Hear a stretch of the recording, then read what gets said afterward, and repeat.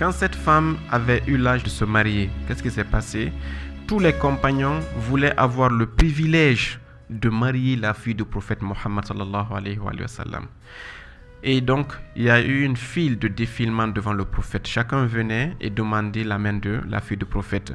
Abu Bakr est venu, Omar est venu, Othman est venu. Mais à chacun d'entre eux, le prophète n'avait qu'une seule réponse. Il dit « Innama amruha ilallah ». Le prophète disait « Cette femme, moi je la connais. Je sais qu'elle vient du ciel et qu'elle a une mission sublime et céleste à accomplir sur cette terre. Donc, innama amruha. Son affaire ne m'appartient pas, mais appartient plutôt à qui? À Allah subhanahu wa ta'ala. Il dit, c'est Allah qui sait quel est l'homme le mieux placé pour accompagner cette femme dans cette mission qui l'attend. Et moi, je ne peux pas. Et donc, la réponse a été tellement répétée par le prophète que les compagnons ont fini par abandonner et aucun n'a plus demandé sa main. Et tous se sont orientés vers un homme qui était là, un homme aussi qui était jeune et qui a été adopté par le prophète depuis qu'il avait l'âge de 3 ans. Un jeune qui était, disons, comme un fils adoptif du prophète Mohammed sallallahu alayhi wa sallam et qui finira par être son meilleur compagnon, qui finira par avoir le diplôme le plus élevé de l'islam lorsque le prophète dira que lui, il est la cité du savoir, mais que Ali, alayhi salam, car c'est de lui qu'il s'agit, Ali est la porte de cette cité. Il n'a décerné aucun diplôme à quelqu'un plus valeureux que le diplôme qu'il a décerné à l'imam Ali, alayhi salam. Mais qu'est-ce qui s'est passé? Un jour, le prophète sallallahu alayhi wa sallam était dans sa maison et les compagnons étaient dehors. Ils ont dit, nous avons vu le messager de Dieu sortir de façon très rapide de sa maison avec un visage aussi étincelant que la lune la 14e nuit. Les compagnons ont dit au prophète, mais ô messager de Dieu, quelle est la source de cette joie dont nous voyons en vous actuellement? Là, le prophète sallallahu alayhi wa sallam a annoncé une nouvelle extraordinaire concernant sa fille. Il a dit ceci, il a dit, Allah vient de m'informer tout de suite qu'il a uni ma fille Zahra alayhi salam à l'imam Ali devant l'assemblée des anges au ciel et il m'a ordonné de les unir sur cette terre devant l'assemblée des hommes. Et voilà le hadith. D'abord, on se rappelle que quand on demandait la main de cette fille, le prophète disait « Innama amruha ilallah ». Son affaire, la décision de le donner en mariage ne m'appartient pas à moi, son père, mais plutôt à Allah subhanahu wa ta'ala. Et voilà qu'Allah dit au prophète que moi j'ai célébré l'union entre Zahra et Ali dans l'assemblée céleste devant les anges et je t'ordonne en tant que mon représentant sur la terre d'officialiser leur relation devant les hommes afin qu'ils puissent vivre ensemble car de cette union va naître, disons, les 11 imams qui seront tes successeurs et qui vont être les maîtres et les guides de tous les musulmans qui viendront après ta mort.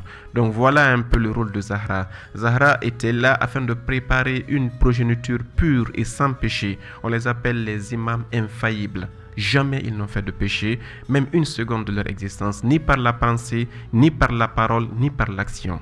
Et donc Zahra a été mariée au ciel. D'abord, son origine est céleste, son mariage aussi est céleste. Et tout ceci, allez le vérifier, vous trouverez que c'est écrit noir sur blanc dans les livres les plus authentiques que nous avons, malgré que ces livres ont été cachés à la majorité des musulmans. Donc quand vous l'entendrez, ça vous paraîtra nouveau, mais ce n'est pas nouveau, ça est là. À nous d'aller à la rencontre du savoir et de la connaissance et nous verrons que tout ceci est bien établi. L'imam alayhi salam donc a eu le droit de se marier avec Sayyidah Zahra alayhi salam. Et là le prophète a fait un commentaire sur ce mariage. Après que le mariage fut célébré, il a dit Laula aliyun alayhi salam ma kana li Fatima kufu'an Adama fama dunahu. Subhanallah. Le prophète a dit quoi? Il dit, après avoir uni Sayyidah Zahra à Ali, il dit, si Ali n'avait pas été créé, si Ali n'existait pas, il n'y aurait eu aucun homme sur cette terre qui aurait eu la puissance et le degré de marier ma fille Zahra alayhi salam. Donc vous comprenez un peu qui est cette femme. Ali est le seul homme qui a eu la capacité et la puissance réceptive de pouvoir vivre avec cette lumière céleste. Donc ça veut dire que cette femme n'est pas une femme ordinaire et donc on continue avec les vertus de cette femme. Le prophète sallallahu alayhi wa sallam, il faut savoir qu'il a montré par des actions quelle est la place de cette femme dans la religion musulmane. Par l'action, qu'est-ce qui se passait? C'est Sayyidah Aïcha alayhi salam qui raconte les événements. Il dit quoi? Elle dit quoi? Elle dit que Kullama dakhalat Fatima ala Rasulillah. À chaque fois, parce que c'est une répétition. Kullama, c'est pas une seule fois, mais c'est la répétition. À chaque fois que Sayyidat Zahra alayhi salam venait chez le prophète Muhammad sallallahu alayhi wa sallam, qama ilayha.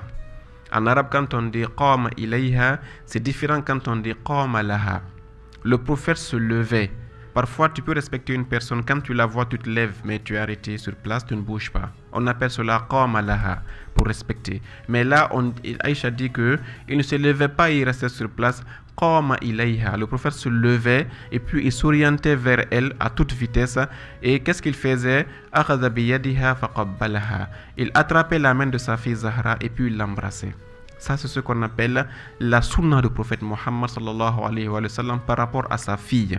Et imaginez une chose, le prophète était toujours occupé, en train d'enseigner les compagnons, en train de répéter et de répondre à leurs questions, en train de gérer les affaires judiciaires de ses fidèles. Donc il n'y avait pas une seconde à peu près de la journée du prophète, sauf dans les temps de repos, où il n'était pas en action. Mais durant cette mission qu'il avait, car sa mission c'était quoi? C'était d'enseigner l'islam. Quand Sayyidat Zahra arrivait, il arrêtait cette mission qu'il avait, il la suspendait et il s'occupait de Sayyidat Zahra alayhi salam. Ça veut dire quoi? Le prophète est une personne tellement rationnelle qu'elle ne peut pas abandonner une chose supérieure pour une chose inférieure.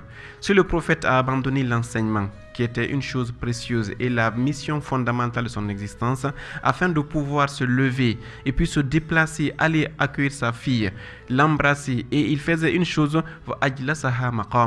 il la faisait asseoir là où il était assis. Le hadith de Aïcha, il faut aller le voir, il est surprenant. Le hadith, je vais le reprendre. À chaque fois que Sayyidat Zahra arrivait, le prophète se levait, il allait vers elle, il attrapait sa main, il l'embrassait et puis il l'amenait, il la faisait asseoir là où il était assis. Ça veut dire quoi? Que le prophète a abandonné une chose inférieure pour une chose supérieure. Car si ce n'était pas important, le prophète allait lui répondre son salut à distance et puis lui dire « Attends-moi à côté, je viens ». Mais le prophète arrêtait ses leçons. Ça donne un message extrêmement fort pour savoir que le prophète n'allait jamais faire cela, car tout ce qu'il fait, in attabi'u illa ma yuha ilayya. Le prophète dit, tout ce que je fais, je ne fais que suivre ce que Dieu m'a dit de faire. Donc si le prophète arrête les leçons qu'il donnait pour se lever, aller accueillir cette lumière céleste, c'est que cette lumière céleste en valait la peine et qu'elle n'était pas une personne ordinaire. Ça veut dire que le prophète nous a montré que cette femme est à respecter et que sa place dans l'islam est extrêmement fondamentale, et plus même que l'enseignement de la religion musulmane.